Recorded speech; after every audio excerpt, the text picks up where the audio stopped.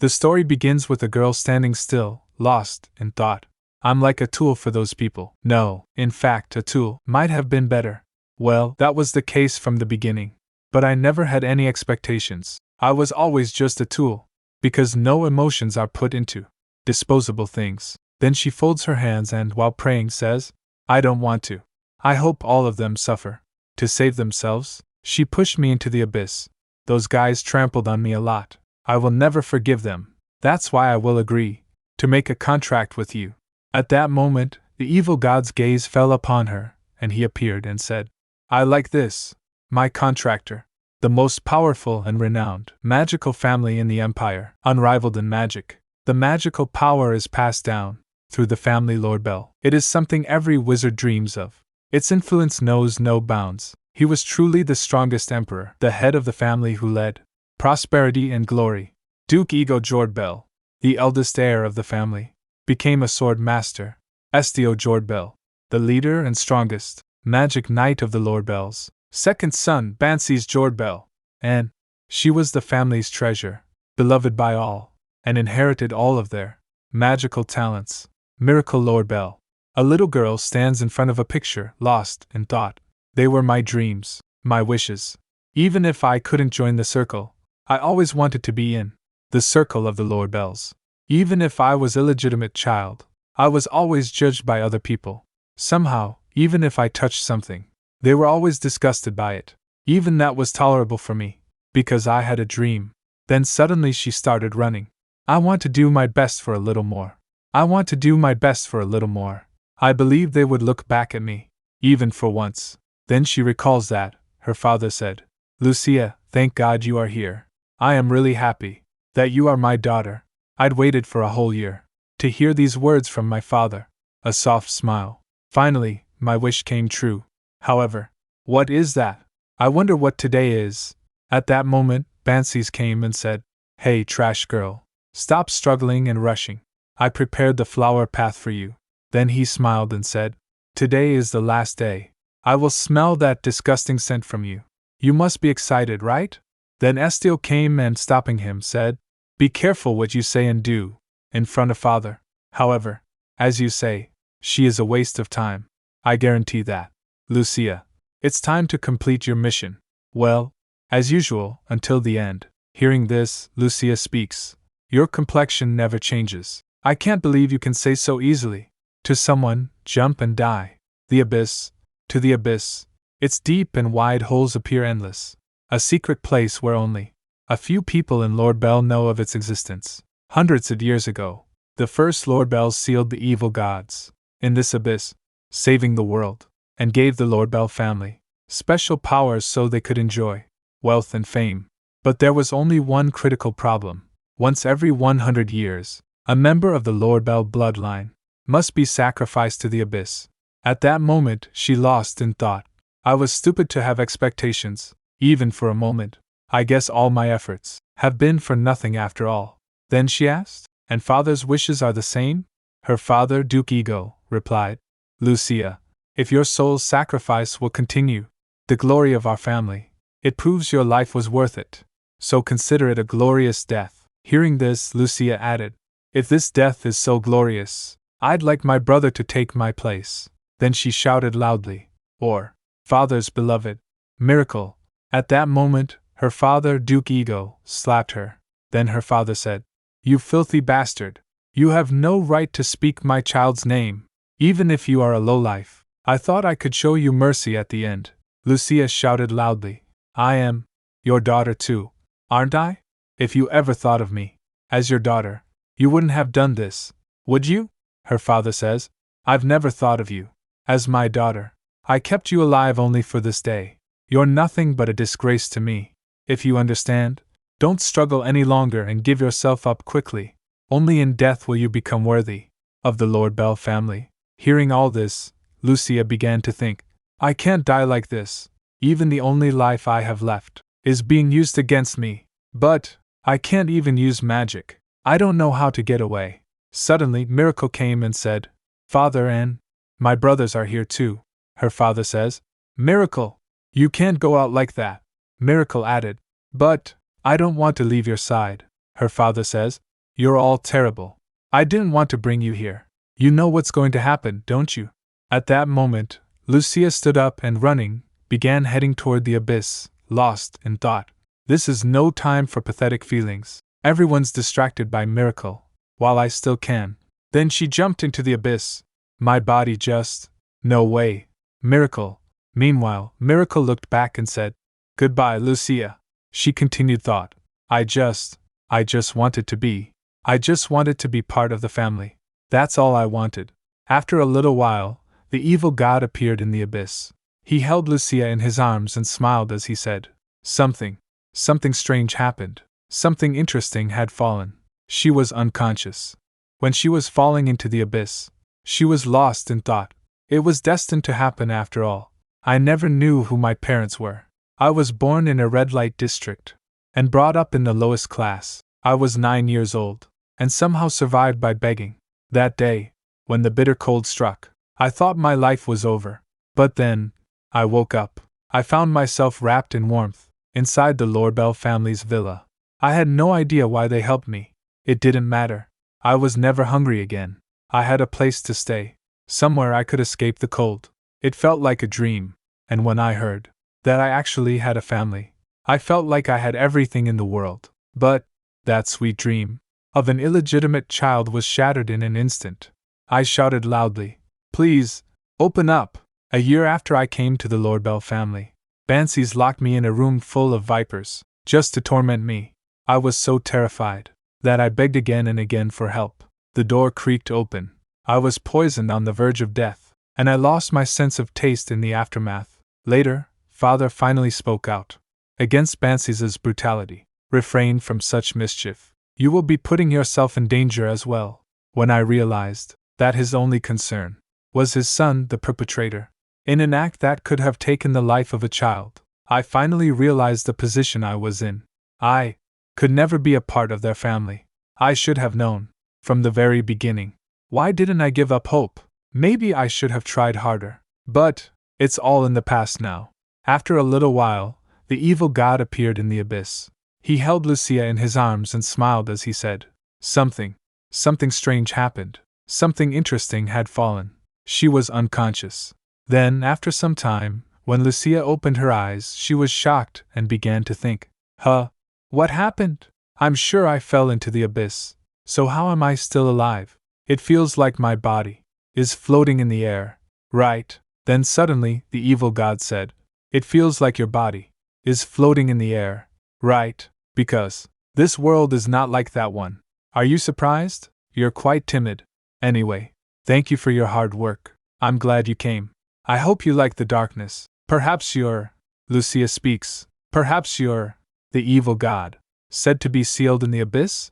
Evil god says, This isn't the time for this, is it? You've got to use your head a bit.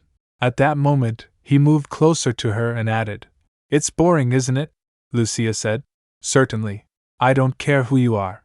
It doesn't change the fact that they are the ones who reap my life. Then she think, There's no doubt about it. This person is the evil god sealed in the abyss. But I never thought he would have such a beautiful form. Is he planning to kill me after toying with me? All I want is a peaceful death and a quiet sleep. And yet, I'm struggling to even do that. He moved closer to her and speaks. What are you thinking so hard about? There's no point in thinking about it when you're a weakling. All you have to do is listen to me. Remember, after using and deceiving you, the scion of Lorbell who pushed you down here, wouldn't you like to ruin their lives with your own hands? Lucia says. In other words, revenge? I can't do that, evil god said. Yes, you can. You have me. Why should you worry? They continue to enjoy glory at the cost of your life, and they continue to enjoy happiness to the hilt. The Lorbell family was built to perfection. It's all just a sand castle built on your sacrifice. It must have been very hard for you to escape death. Hearing all this, she asked, What do you want? I know you won't help me without something in return. Evil god replied, Yes, this is a deal and a contract. In exchange for my help, you help me get out of here, so I can escape this boring, lonely darkness. Only you can do that. She speaks. I don't have the power you're looking for. I can't use the Lorbell blessing, or even their magic. It's worthless. Evil God smiled and says, "You have no idea what you're talking about. Or should I say, you never even knew. All your magic was taken from you.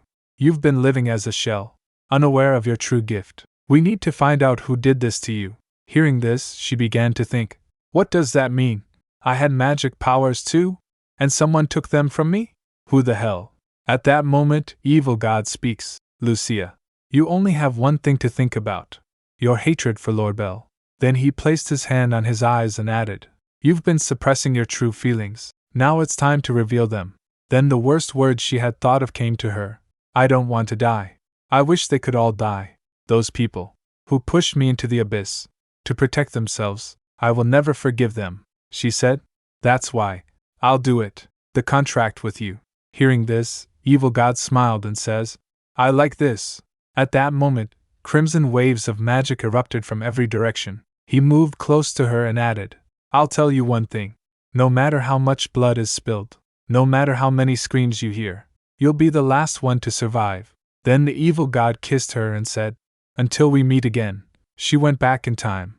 Then she shouted loudly, "Please somebody open the door. Why are you doing this? The snake is almost here. Open the door." It was Bansi's Lord Bell. Hearing this, Bansi smiled and asked, "That's quite a reaction today. What do you think? Surely she'll cry this time, won't she?" Servant smiled and replied, "Of course. The little lord asked me to bring him a vicious snake. It's worth it, isn't it?" Then he began to think. He was very demanding that I bring him one.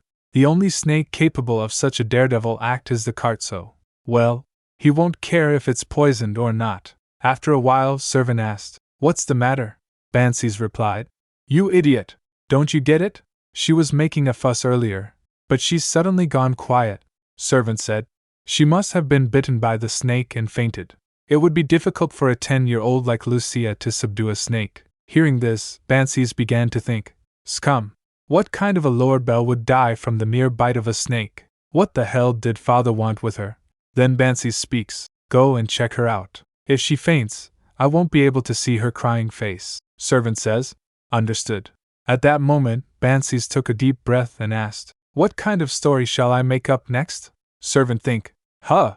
That's strange. I thought she got bit near the door." Then Bansi's asked, "What are you just standing there like that for?" Servant replied, "Well, it looks like she was bitten by a snake in the back. There may still be snakes inside, so please be careful." Bansi stepped forward and said, "I'm sure you guys are worried because you can't use magic, but do you think I, a direct descendant of Lord Bell, would be killed by a snake?" Servant says, "Sorry, I was so worried that I ended up saying something unnecessary. I'm sorry if I've offended you. Please forgive me." The door opened suddenly, and a cloth bundle fell outside. When Bansi saw it, went over to it, and asked, "What the hell is this? It's clearly coming from the inside, isn't it?" Then there was some movement inside the bundle. Bansi said, "It's moving a lot. Is there something in it?" Suddenly, when the bundle was opened, a snake came out and bit the servant, and he shouted loudly, "Young master! That's dangerous! Young master! Please help me! Please!" Bansi's asked, "What the?" At that moment, Lucia came out from behind the door and speaks, "You've finally opened the door." Bansi's. Then she began to think, I really went back in time. This is the servant who released the snake into my room back then. Bansi's, who bullied me so much, is still the same. The only thing that's changed is not me who loses my sense of taste, it's the servant. Then she recalled the evil god's words, "I'll help you." That's what that word meant. Bansi saw her and thought, this is Lucia? There's something different about her. No way. Am I scared of Lucia? Me, the direct descendant? That can't be true. Then he drew her sword and cut the snake's head off. He said, "You're surprisingly good. I never thought you'd be this clever. I've seen some interesting things, so I'll let you off the hook this time. You should be thankful for my generous heart." Lucia saw him and was lost in thought, putting up a fake face to hide his weakness, to the point of being impulsive and unable to control his emotions. "Yes, that's the kind of person you are, Bansi's." Then she speaks, "I was scared of you. I always thought so. But now I see that you are not such a big deal." Bansi's. Hearing this, he smiled and said, "I think you've finally lost your mind. The snakes got you, didn't they? You know that yourself, right?" Lucia says, You're not as smart as the other son, or as well liked as Miracle. If I were to take the name, Lord Bell, from you. Hearing this, he drew his sword at her. Lucia asked, "What's the difference between you and me?" He got angry, his magic emerged, and he asked, "How dare you? You talk to me like that?" Then she lost in thought. In a few years, he'll likely stand out with his magic arts, a combination of Lord Bell's magical powers and swordsmanship. But that's a long way off. He speaks. You maggot-like thing and I, a direct descendant, are on the same level? She continued thought. For now, he's just a kid, who can't even take a challenge like this. And thanks to his inexperience, he can't even handle his own magic properly. At that moment, he raised her sword and shouted loudly, "I'm going to make you pay for this. I'm not like you." Then he attacked Lucia, but Lucia survived. She began to think, because that person will know about it. What an abomination. Stupid Bansies. You, in this life, will become a stepping stone for me to take my revenge. Suddenly a man came and said, "I believe I already told you that using magic or sword outside the class is strictly forbidden. Surely you haven't forgotten, don't you? Young Master Bansies," Bansies says. No way I'm forgetting about that. I did it because something happened," he speaks. In addition, why don't you give an explanation about this situation? Of course, I hope I can be satisfied with your answer. You'd come. Then Lucia smiled and began to think. I knew you'd come. Ligrin Fedrant. That's just the way you are. There are two ways to deal with those who are born as rulers in this world. Whether they are born to be at the apex of society, or by having authority bestowed upon them from those who are at the apex. In the case of Ligrin Fedrant, during this period, he's the number 2 of the Lord Bell family, a figure who could be considered the ruler of shadows. He serves as the head butler and assistant of the head of the Lord Bell family, to the point where he's entrusted with the education of the direct descendants. It wouldn't be an exaggeration to say he's the person the head trusts the most. Since that kind of person came all the way here, he must have felt the unskilled magic coming from Bansies before breakfast. If it were my previous self, I would have been satisfied just seeing Bansies in this state. But I couldn't care less about that petty goal anymore. Then Lucia stepped forward and speaks. Head butler, would you mind if I give the explanation instead? Because it seems like my brother is still shaken by what happened earlier. Ligrin Fedran asked. You are going to stand in his place? She replied. Precisely. Only if you allow me. For someone who has control over the Lord Bell family, there's absolutely no way he wouldn't understand this situation. Even so, he heartlessly left the servant, who got bitten by a venomous snake. There's only one reason why he didn't check the condition of the child who could have been seriously injured by the sword. The child has no value worthy of his attention. On top of that, if he's truly imbued with the Lord Bell's sense of values, the only thing that has caught this man's attention right now would be disciplining Bansies. Since Bansies is a direct descendant of the Lord Bells, he needs to point out Bansies' foolishness. One day, a crack will appear in this solid Lord Bell family. It's just a matter of time. However, even though I carry the blood of the head of the family, if I, who is believed to have no talent, is protecting Bansies and explaining the situation in a favorable light for him, Ligrin will probably think like this. Perhaps this child isn't just a good-for-nothing after all. That's the end of the story. After a while, she said, I'm hoping you'll be lenient against my brother. My brother was only protecting me from a snake, and without realizing it, he used his magic. I doubt there's any venomous snake inside the Lord Bell estate. Don't you think it's unimaginable? Then Ligrin Fedran asked, Is there something you want to say, young master? Bansies replied, Nothing in particular. Ligrin Fedran added, This matter doesn't seem to be something I can judge on my own. I'll report this to the head of the family. For the two of you, please wait until the head's decision is out. Then she speaks. Lucia. He looked back. She smiled and says, My name is Lucia. When you report to the head, please make sure to mention my name. Ligrin Fedran said, I'll keep that in mind. Then she lost in thought. I've done everything I could. Now that I've finally made my presence known to Unkin, I'll be able to move easier onward. It doesn't matter how long it will take. I will set the stage for my vengeance and witness his devastating end. Lord Bell, you should definitely look forward to it. The next day, the room is quiet. Sunlight streams through tall windows. She began to think, this is the first time The first time I was able to speak my mind so boldly to those two. In my past life, I never would have imagined the look on Bansi's face after Ligren left. It was priceless. Then she saw a bundle of cloth. At that moment, she recalls that. Bansi shouted loudly. A mere illegitimate child. Why did you lie like that? Say something. In the end, he's just a kid. Then she recalls that I speaks that. If you want to know so badly, I'll tell you. You probably think that I was throwing you a lifeline. I would go out of my way to do something nice for you, the one who hurt me?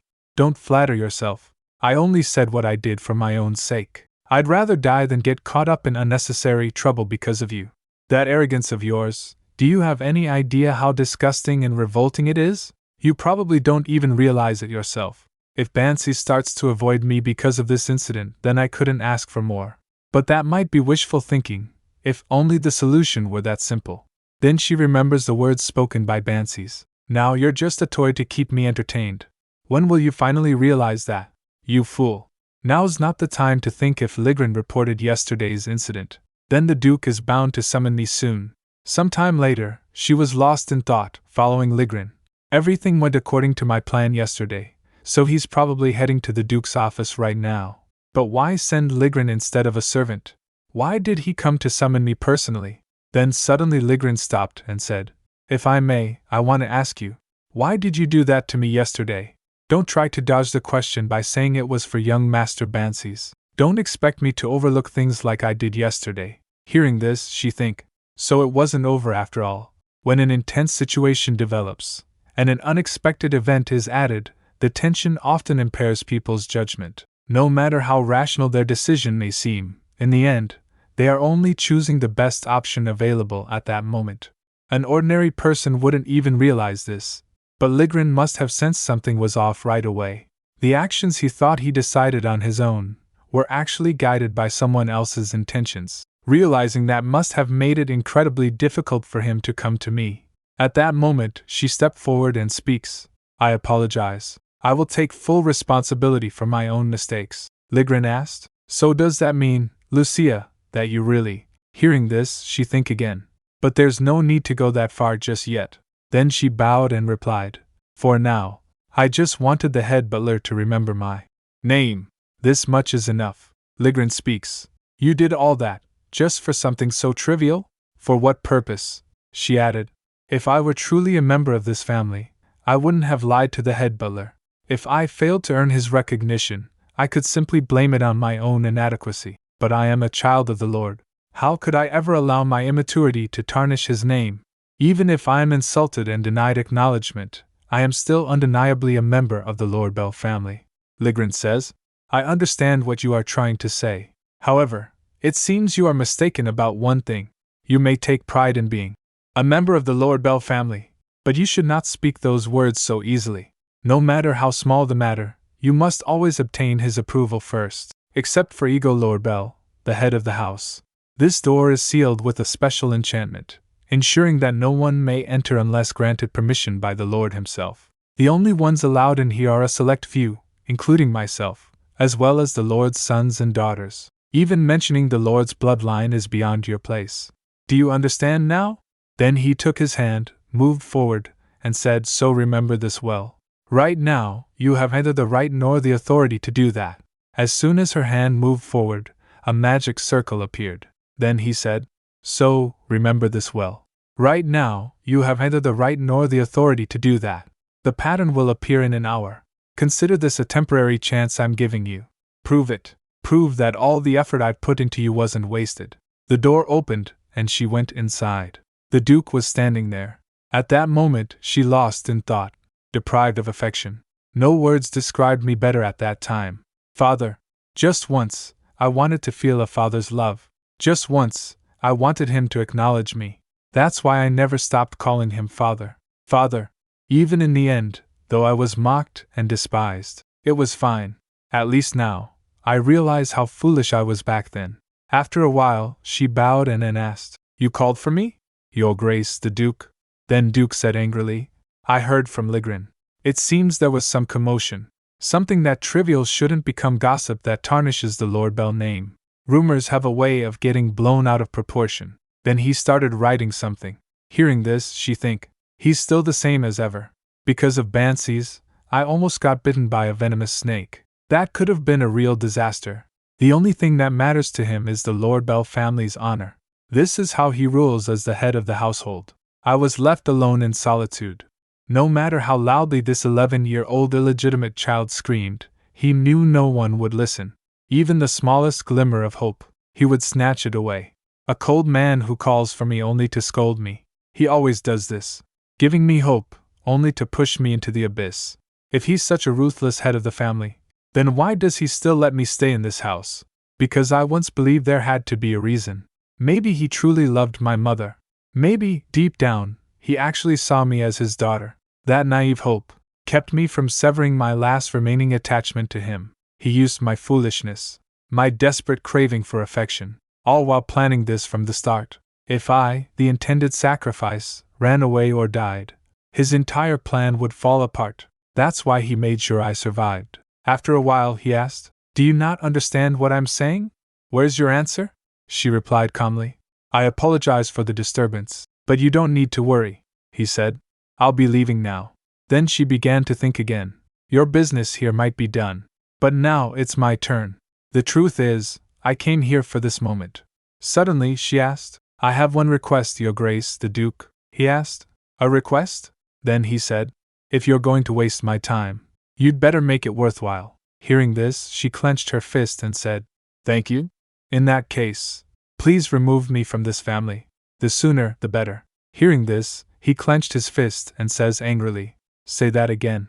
She speaks, "I want my name erased from the family registry." He asked, "Do you understand what you're saying?" She replied, "Of course. I've thought it over countless times before coming here." Then she began to think, his reaction says it all. Looks like I hit a nerve. Well, it's only natural. He never expected me to say this. But the situation now is nothing like before. I already know my role in bringing glory to the Lord Bell family. In other words, I hold an irreplaceable value in this house. The crimson-eyed girl.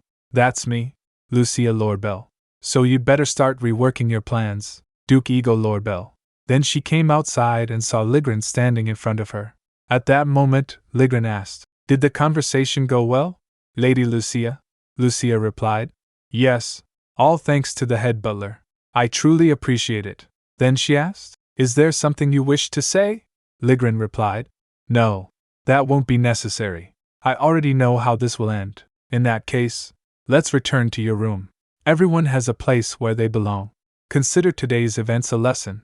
Take this time to reflect on your position." Hearing all this, Lucia said, "Yes, I will." Then suddenly, Ligren opened the door and walked away. Lucia remained standing there, staring at the door. 10 minutes ago. Duke Ego speaks. "So, all you did was waste my time. I don't have the luxury to entertain pointless thoughts," Lucia said. "In other words," Duke added, "I do not permit you to leave the Lord Bell family." Lucia says, "Please, I beg you to reconsider." "I truly. How bold of you to challenge a decision I have already made." Duke asked, "Do you think you have the right to do so?" Lucia replied, "My deepest apologies. I only wanted to avoid bringing trouble to this family. That's why I asked to be removed from the family register. But in the end, I was nothing but an insolent fool. I will accept any punishment without complaint." Duke says, "Explain why you want to be removed from the family register. I will determine your punishment accordingly. You said you've thought about this for a long time. But if it was only yesterday's minor incident that led to this decision, then be prepared to face the consequences." Hearing this, Lucia said, "I am deeply grateful for your Grace's generosity and broad-mindedness. However, if I may explain my reason for making this request, my existence is the only stain upon your Grace." Then Duke asked, "What do you mean?" She replied, "I am well aware of it. A true member of the Lord Bell family must be someone who has no shortcomings, and fulfills their duties without fail. Their sole purpose is to elevate the name of Lord Bell. That is their reason for existing. And yet, despite receiving your Grace's generosity, and being granted the privilege of living in this grand estate, I have done nothing but tarnish the family's honor with my inadequacies, because I caused doubts within the family.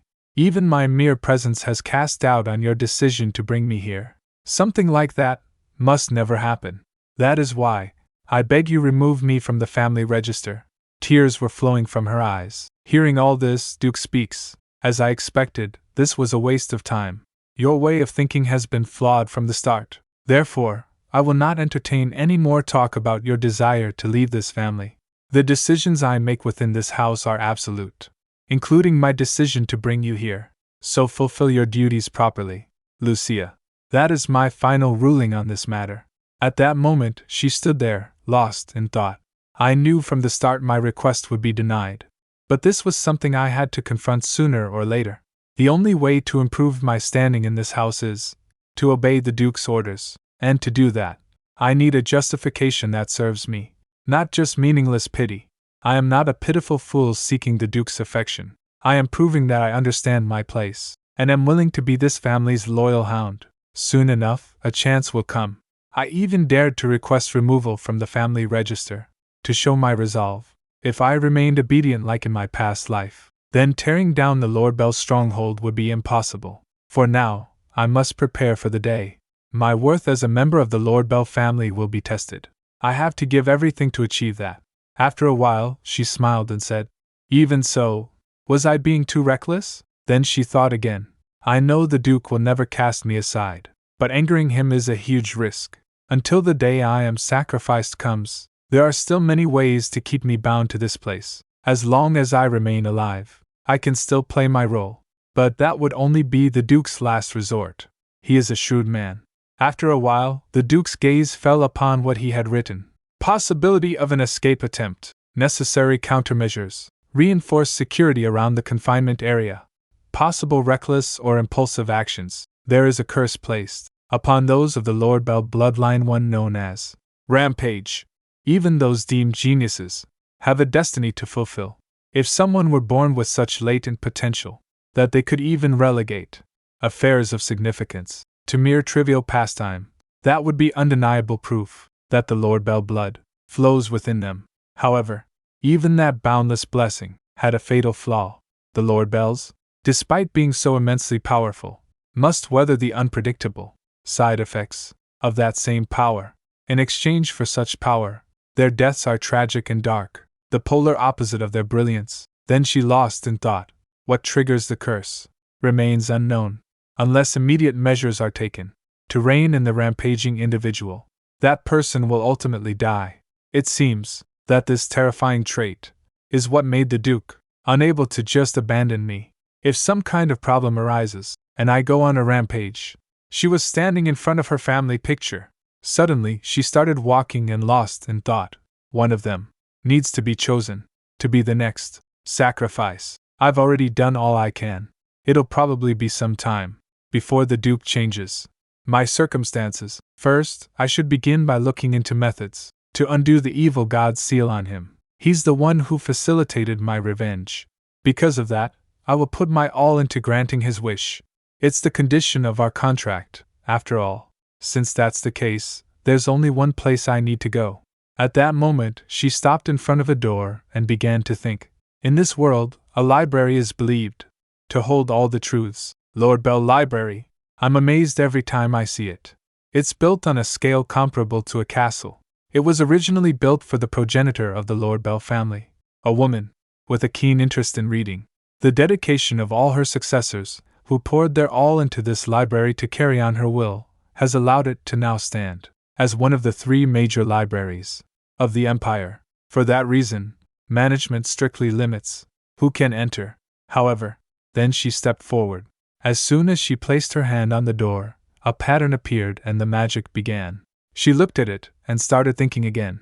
Today, I am one of those people. The door opened, and she stepped inside. She was astonished to see the library and began to think again. Last time, I was so focused on hiding from Bansies that I couldn't take it in. But it's so vast. It seems it will take quite a while for me to find the books and documents I need. There's one thing that's bothering me, though. Suddenly, a man came and asked, "Who are you? Entering this library without permission is forbidden. Are you the young lady who got invited by the Duke?" Then he said, "If you've lost your way, as the librarian I will guide you. But before that, may I know your name?" She replied, "I'm not lost. I came to this library because I have something to do." Cyrus, the librarian, the Smore family, loyal servants of House Lord Bell. They take pride in their legacy.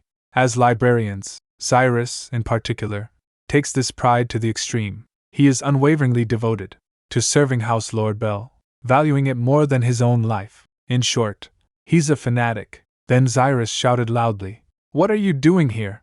This is a revered place. Only those granted permission from that person may enter, of his bloodline or not. This is no place for someone who dares not breathe the same air as the family head. If you understand, then?" "Quickly," she said calmly. "It's funny, given the name I inherited from my father. I don't think you have the authority to turn me away, Cyrus. Wouldn't that mean you're blatantly defying the family head's will? If father were to learn about this, I wonder what he'd think of you. Wouldn't he be utterly disappointed?" Hearing this, Cyrus speaks. "Miss Lucia, about that, could you please hear me out?" Meanwhile, Bansi stood with his head bowed, his sword lying on the ground. He looked at his hands and speaks angrily. "Damn it, it's all her fault. Because of her, father." Hearing this, his asked, "Why would you draw your sword? Over something so trivial? I suppose you're still not aware of the position you're in. You have not yet proven you're a true, direct descendant. Make sure to keep that in mind," Bansi says. "Yes, I will. I apologize. Getting scolded by father. Because of that filthy girl. Lucia, I'll definitely make you pay for this. Just you wait." On the other side, Cyrus asked, "Lady Lucia, so, would you please hear me out?" Then he said, "I'm just a simple commoner who has sworn loyalty to the Duke and served him for many years, and more importantly, there is no way I would go against the Duke's orders. So, about what happened earlier." Hearing all this, Lucia says, "It was just a misunderstanding, right? I understand your loyalty to Lord Bell. Don't worry. I won't tell the Duke about what happened today. After all, I wouldn't want you to get into trouble over something like this." Cyrus said, "Thank you. I'd really appreciate it if you could do that." Then she lost. I never thought he'd turn his back so quickly, just to avoid attracting the Duke's attention. How pathetic. But still, if he's going to use the name, Lord Bell, as a shield, he should at least understand the consequences. He's timid, but if it's to protect this caste and his precious library, he's the kind of person who wouldn't hesitate to use dirty tricks. I'll be coming here often from now on, so I hope you don't mind me barging in like this.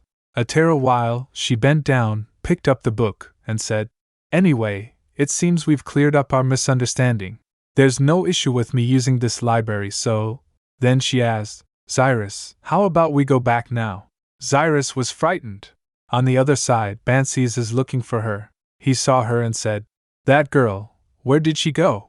As usual, she's a genius at irritating people."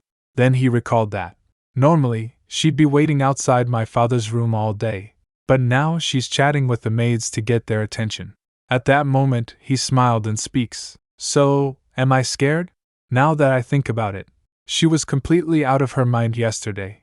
Maybe she's actually afraid of that venomous snake? If I think of it that way, it would sense why she'd say that to me." Then suddenly he saw Cyrus and Ligrin standing there, and Cyrus said, "Sir Ligrin, why would you say something like that? It's the truth. Please believe me. That creepy child has entered the Lord Bell library, but that little girl won't just obey quietly. Before she left, she made it clear that I should never speak to her again." Ligrin, having heard all this, looked at his watch and says, "I understand your concern. You are in charge of the archives, after all. But for now, we won't pursue this any further. However, in the future be more careful with your words. As of today, the Duke has announced a new policy regarding the care of Lucia." Cyrus asked. "A new policy?" Ligrin replied. "Since you don't seem to know, let me explain. I've been instructed to relay this to all staff in the mansion. Once this policy is issued, Lucia Lord Bell will be moved from the 4th floor, where she had been staying, to a guest room on the 3rd floor. Additionally, all staff must treat Lucia Lord Bell with the same respect. Anyone who violates this will be punished in the Duke's name." Hearing this, Cyrus shocked and speaks, "If I remember correctly, the 3rd floor is where members of the imperial family and distinguished guests from other countries are welcomed. So, that girl is actually the Duke's. Ah, how rude I've been to her all this time." Suddenly, Sir Ligrin lost in thought. It makes sense to think that way. Just a few days ago, That child was treated like a maid after all. And then, everything changed in an instant. Then he recalled that she had said, "Mr. Chief Butler, if you don't mind, may I explain?" That girl who always looked so foolish and miserable. He recalled that again, she had said, "I am also a member of the Lord Bell family." She claimed to be a Lord Bell from the start, so, I guess. Does that mean she was noble blood? On the other side, Lucia had arrived at the library. She looks at the books and thinks, I guess it's not going to be easy to find after all. Of course, one reason is that there are so many items in the warehouse. No matter how much I search, I can't find anything related to evil gods. But I can't ask Cyrus to help me look for it. I'm looking for a book about sealing the evil god. If the Duke finds out about this, I don't know what will happen to me. For now, it's actually a good thing that Cyrus, who was questioning my motives, isn't at his desk. And thanks to that, I heard rumors that he hid it in a special storage room. This is quite a discovery. If only those who pass the eligibility test and are proven to be direct descendants can enter this room, then I might finally find some answers here. Then she closed her eyes and thought, in my previous life, I never even had the chance to take the eligibility test. Even if I had, there was a high chance I would have lost my life in the process. This time I'll clear it no matter what. But of course, it's a long way to get there. Suddenly, Bansies came and shouted loudly, I found you, Lucia. Did you really think I wouldn't find you just because you hid here? Too bad for you, finding you was easy. You have no idea how much trouble you've caused me. I was so angry I couldn't sleep. All because you got carried away and said all that nonsense yesterday. He stepped forward, held her by the hand, and said with a smile, I guess you are prepared for this because I'm the direct descendant. I'll teach you a lesson. She speaks. Ha! I can't believe I'm wasting this precious time on such nonsense. I don't know what you're going to do, but if you're going to do it, can you get it done quickly? Sorry, but I don't have enough time to deal with that sort of thing. Also, whatever you do, could you let go of my hand first? He let go of the hand.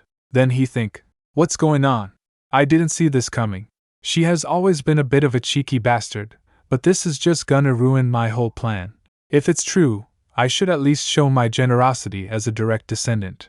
I was going to make her understand the difference about our positions. Looking at this, she begins to wonder. It's rare to see such a naive fool. I knew it, but Bansies really is just a kid. However, this can't be the end of it. I'd better buy myself some time. After a while, she stepped forward and speaks. I don't know what you're trying to convey to me, but shouldn't you use your head a little more? He asked. What do you mean? Then she asked. What if it gets ugly again, like yesterday, and it becomes a big deal? Head butler Ligrin and the Duke. I wonder what they would do. You know it too, right? Both Ligrin and the Duke said they would never forgive you if you repeated the same misbehavior. So instead of rushing of act, think carefully before you do. You don't seem to have anything to say back. If you will excuse me then. Hearing all this, he clenched his fist, lost in thought. Maybe she was worried that I would get scolded again. Otherwise, she wouldn't have said that. If it's true, I'd feel better if I was the one getting scolded. What on earth is she planning? I knew it. The shock of yesterday made her lose her mind? This is bad. This isn't the time to be doing this. If I go home like this, I'll just end up feeling frustrated again like I did yesterday. Suddenly, he shouted loudly. Wait! I'm not done talking yet. Who do you think you are to advise me? You think I'm going to thank you for that? Then he ran over to her and stood in front of her. Then he slammed his fist hard against the window and shouted loudly. Never! I'm the direct descendant, Bansies Lord Bell. If you understand, you'll just have to follow my lead quietly, and do whatever I tell you, she said. You really are a complete idiot. Why don't you have a look up there at the very least? He says. Huh! I'm an idiot? Just how far can you go? Up there. Then suddenly, books fell from the window. Seeing the books coming toward him, he fell down and started thinking. No way, did I get hurt by the books? It was too sudden, I couldn't avoid it. What the hell was that? How come I don't feel any pain? Of course, if a book that thick falls on your head. No way. When he opened his eyes, Lucia was above him. Seeing her, he said, Why did you? You are bleeding. From your head. She says. Bansies. I hate you, Lucia? Why did she? I just wanted to show her the difference between our positions, and then you. I just wish you didn't have to live in such a shabby room. After a while, the doctor arrived, examined her, and said, "The wound doesn't seem that deep. But her diet doesn't seem to be too good either. Apart from the medication, you should also watch what she's eating." "Excuse me," maid says. "Thank you for your advice. Take care." After closing the door, she turned back and saw Lucia lying on the bed. Lucia said, "So, summarizing what I've heard, you are Marine, my assigned personal maid. And I'm told that I'll be staying here from today onwards, in the guest room on the 3rd floor." Hearing this, Marine smiled and speaks. "Despite the confusion from yesterday's events, how are you so sharp, my lady?" "That's exactly right. The Duke announced it to all the servants yesterday, along with your room assignment. He instructed us to treat you with utmost care. And I, Marine, your personal maid, am fortunate enough to be able to serve you most closely. I'm new to being a personal maid, but I'll do my best to assist you. Please take care of me, my lady." Hearing all this, Lucia began to think. To think I'd be assigned to the 3rd floor, a place I never even dreamed of before, and even a personal maid. It seems even the Duke was quite shocked by the disownment. Huh! That fool Bansi's ruined everything yesterday. Well, this isn't such a bad start, right? A little while later, Marine led her to the dining table and said, "You must be very hungry, having gone all day yesterday without eating? The head chef took special care for your recovery, my lady. The doctor said you shouldn't have anything too heavy just yet, so we prepared something light." Seeing the food laid out on the table, Lucia suddenly fell into deep thought. What on earth is Marine talking about? This is a light meal? Until I almost fell into the abyss, what I ate was, before coming to the Lord Bell estate, it was routine to eat discarded food just to survive. What I was able to eat there was only cold, hardened bread and soup with a little mashed potato. I didn't have the luxury to care about taste, and even that, after losing my sense of taste, eating became nothing more than an act to sustain life. Suddenly Marine said, "My lady, look here. You should have said so sooner. You're having trouble eating alone because you're still not feeling well, right?" Hearing this, Lucia speaks. "What are you talking about? I was just lost in thought for a moment," Marine says. "Even though I'm a novice maid, I'm not that clueless. Now say When Marine took spoonful of food and was about to put it into Lucia's mouth, Lucia said, "That's not it at all. I can eat by myself." As soon as the spoon went into Lucia's mouth, she began to think. "The food, it's warm, not dry. And I can taste it." Then suddenly, Lucia started eating the food. Seeing this, Marine asked, "That means, my lady, did it suit your taste?" Lucia replied, "Yes, I think it was delicious." Then Marine said, "Oh my, I think it was delicious. Still, the chef will be pleased to see you finish the plate so cleanly. I'll go get some herbal medicine, so please rest for a bit, my lady." At that moment, Lucia speaks. "Oh my, I couldn't put the spoon down." Then she think, "Even though I haven't been able to eat anything since returning to the past, that was the most delicious thing I've ever tasted. And not just the food, but also the unexpected kindness of my personal maid, Marine. It made me put my guard down for a moment without realizing it. It's the first time since that day that someone has shown me such warmth. The only person who was on my side at the Lord Bell estate. And the only person I desperately wanted to see again." After a while, she got up, walked to the window, and stood there, talking to herself. "Thanks to that warmth, I was able to endure. So this time, I'll be the one to give him strength." Then she stepped out of the room, walked to the training ground where the soldiers were trained, stood there, and began to speak. "It's been a long time. Must be here, right? The Revenant from 5 years later. And Rixus, the first armament.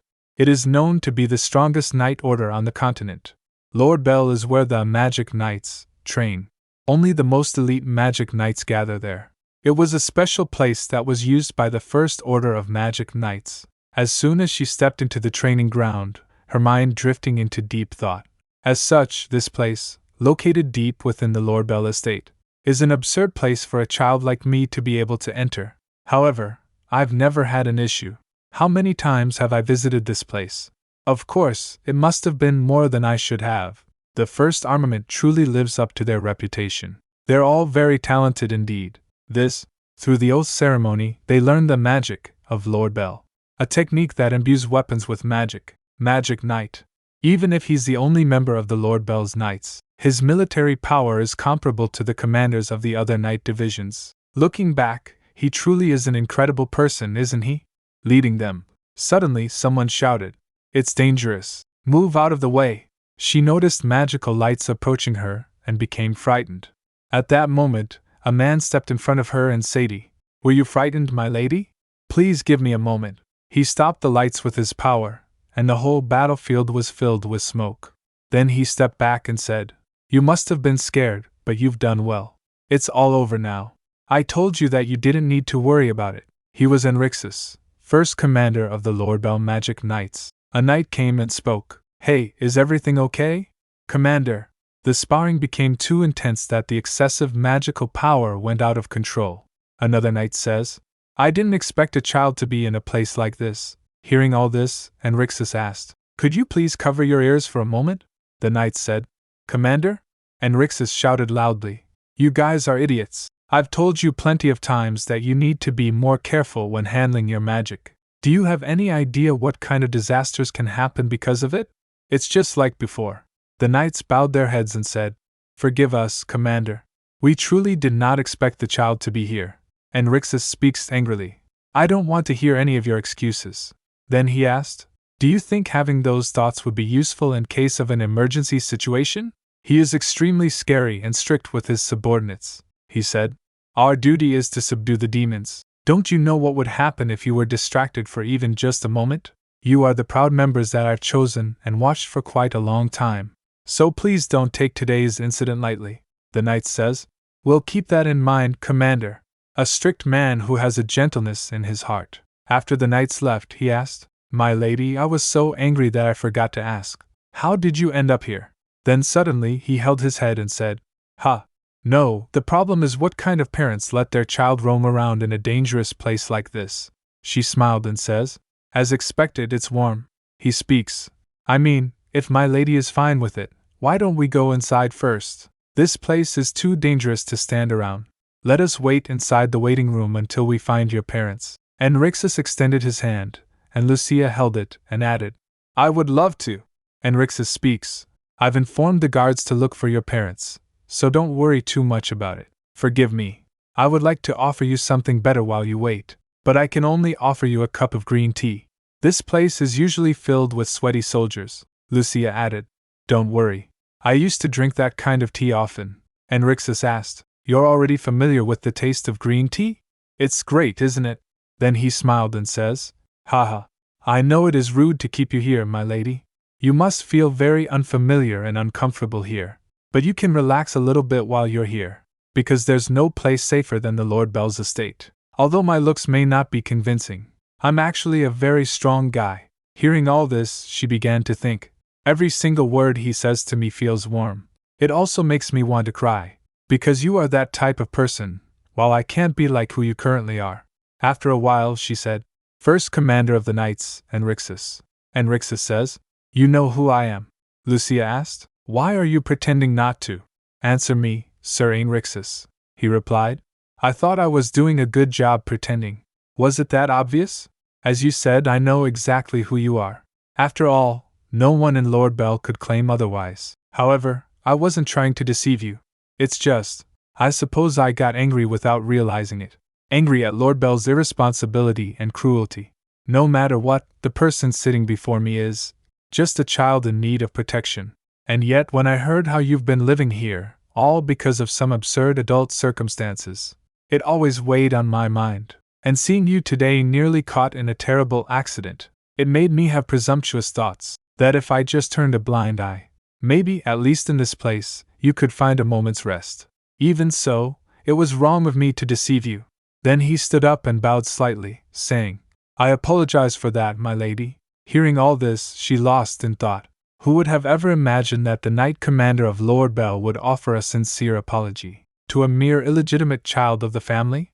If it had been anyone else, I would have assumed it was a lie, just another trick to deceive me. But in the past, Ain had always been this way. In my previous life, I first met him when I was hiding in the corner of the training grounds, unable to endure the torment any longer. He had no reason to get involved, yet he came to find me. And without asking a single question, he spoke in a quiet voice.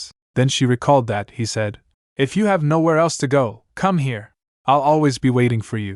At first, I didn't believe him. But every time things got hard, those words echoed in my mind. And when I finally went back deciding to take the risk, he simply said, "She recalled that again," he said. "I'm glad you're here." After a while, she says, "I'll accept your apology." Hearing this, he shocked and asked, "Really, my lady?" She replied, "But in exchange, I have a proposal." He sat down and said, "All of a sudden? Well, I did wrong, so I'll at least hear you out." Then he asked, "What is it you want to propose?" She replied, "Please become my swordsmanship instructor." Hearing this, he stood up in shock and asked, "My lady, did I hear that correctly?" She replied calmly, "If you heard me ask you to be my swordsmanship instructor, then yes." Then he took a long breath and said, "My lady, I didn't expect you to be so full of surprises. I do feel guilty about today, so if possible, I'd like to accept your proposal. But I just can't. I don't know if you're aware, but I don't take on disciples, and in this place, that's simply not an option for me. So I'll pretend I never heard your request." At that moment, she lost in thought. Ain refusing so firmly was a wise decision, considering his usual character. Looking after a neglected child of the family wouldn't be an issue, but becoming the personal student of Lord Bell's Knight Commander? That's an entirely different matter. If that student carried Lord Bell blood, the consequences would be beyond control. It would directly impact the successor dispute. After a while, he began to think, "If I were just an ordinary knight, I'd gladly teach you. Any disadvantages I faced because of it, I would wear them as an honorable badge of a knight. But, the moment the first knight command, take in a student, the aftermath would tear apart only the weakest. The struggles he faced to reach the position of commander, the greed and malice of those hungry for power, are darker and filthier than anything else. And if we're talking about the successor battle of a high-ranking noble house like Lord Bell, the days ahead would be nothing short of nightmarish. That's why he needed to make her give up completely." After a little while, she said, "I know what concerns you, but those worries won't be a problem. As an illegitimate child, I have no right to inherit the house, so the successor dispute has nothing to do with me. Besides, I'm not asking you to support me indefinitely, just 3 months. Only until the qualification exam in 3 months. You just need to train me until then.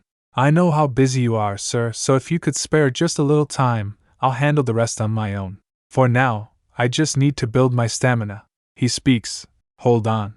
What exactly are you talking about? I just told you, I have no intention of taking on a student." Then he asked, "And why would I even accept such a proposal?" She replied, "I will find Isla's medical book. Then, perhaps you'll be able to cure your ailing daughter. That is the answer I can offer you, sir." Isla's medical book. Before Isla, who was called the Divine Healer, passed away, she recorded her medical knowledge in a book, a legendary, elusive tome said to make anything possible through medicine. Whether it truly exists was doubtful. However, Ain believed that if the book were real, it was most likely stored in the Lord Bell archives, where countless rare texts were kept. To save his daughter, who was suffering from an incurable disease, he joined the Lord Bell Knights, and to protect his daughter from any dangers that might arise in the process, he kept her existence a complete secret. After a while, he speaks. "Who are you, really? No, more than that, who the hell put you up to this? Dragged my daughter into it, and made you do something like this? Speak the truth. Speak the truth. Tell me before I do something I'll regret." He slammed his fist on the table and shouted loudly. "Right now," she said calmly. "Sir Rixus, your reaction is completely understandable. However, you must never let yourself react that way again. Think about why you've endured all this hardship." Then she shouted loudly, "Are you really going to throw everything away now, just because of this situation? Focus on only one thing." Then at that moment, she speaks calmly. "The fact that I can help you, and through that you can save your daughter. Even if you did rise to the rank of commander, you still would not have gained access to the restricted archives. That place is only accessible to direct descendants. I swear on the name of Lord Bell, I am the only one who knows your secret.